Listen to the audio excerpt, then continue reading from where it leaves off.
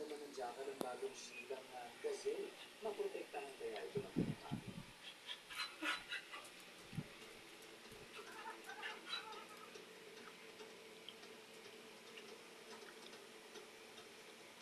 Team player sa mga jackal pero ang mga gazelle walang kakela.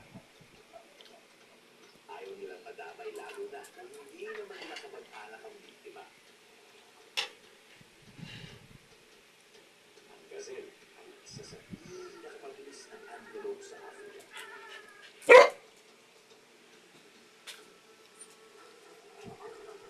Pero normal siya pagsabay-sabay na umatake.